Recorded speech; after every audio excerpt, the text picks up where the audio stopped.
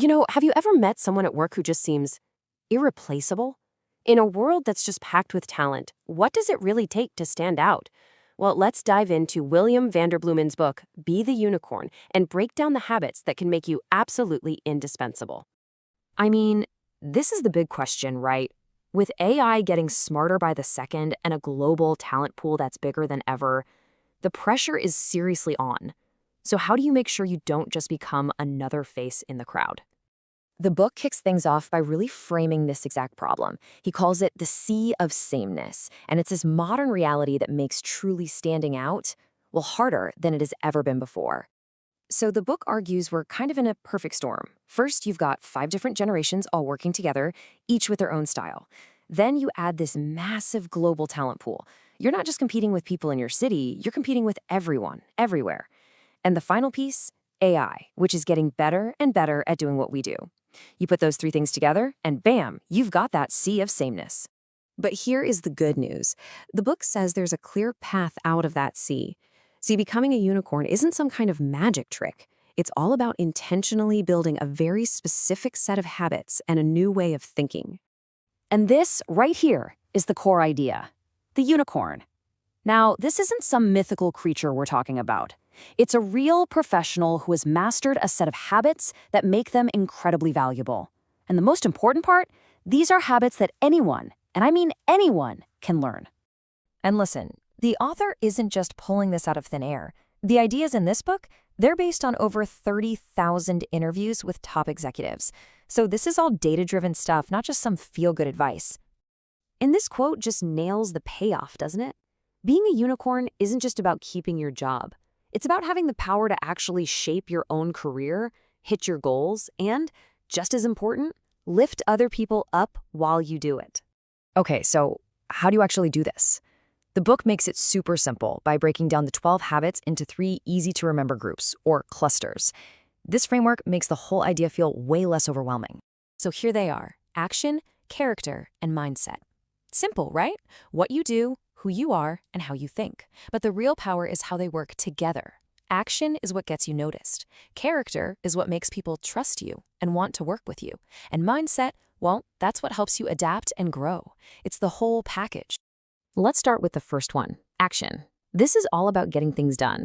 A great example is Kevin Plank, the founder of Under Armour. He was sick of his sweaty cotton t-shirts playing football. But instead of just complaining, he took action. He solved the problem. And that little action turned into $1 billion company. That's problem solving in a nutshell. Want to try this yourself? Start right here. It's simple. Stop asking, whose fault is this? And start asking, okay, what can we do about this? Just that one little change in how you talk shifts your whole focus from blame to solutions. And then just break those huge, scary problems into smaller, bite-sized pieces. All right, next up, character. In a world that's all about filters and perfectly crafted online profiles, being genuinely authentic, that builds a kind of trust you just can't fake. This is about who you are when nobody's looking. The book brings up this classic quote from Warren Buffett, and man, it is the perfect summary for this entire cluster. Your authenticity, your integrity, these aren't just nice little extras. They are the absolute foundation of a long-lasting, irreplaceable career. And finally, we've got mindset. Think of this as your internal operating system. Ursula Burns, who rose all the way from intern to CEO of Xerox, is a perfect example of agility. She didn't fight change, she embraced it. She led the company through this huge transformation, proving that how you think really does determine how far you'll go. So, how do you work on your mindset? The book suggests starting with a dose of humility. And then you've got to be brave enough to ask this one incredibly powerful question. What is it like to be on the other side of me? The answers you get, that's pure gold for your own growth.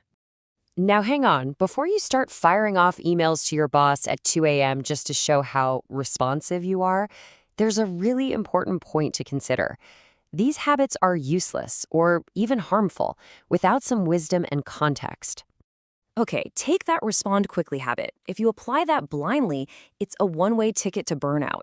You'll ignore your personal boundaries until you're completely fried. The point is to be reliable, not available 24/7. And then there's this idea that these traits are universal.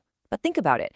The relentless optimism that makes a great salesperson could be a disaster for a quality control engineer whose job is literally to find flaws. You have to adapt these ideas to your specific role. So, after all that, what's the big takeaway? How do you actually use these ideas to carve out your own path to becoming irreplaceable? Here's the bottom line. The goal is not to become some kind of robot who has perfectly mastered 12 habits. No, it's about using this as a map to find your own unique strengths. It's about being intentional and choosing the skills that are going to make you, specifically, more valuable and, frankly, more fulfilled. And that brings us right here to the final question. Looking at all these ideas, from solving problems to being authentic to knowing yourself, what's the one habit that really speaks to you?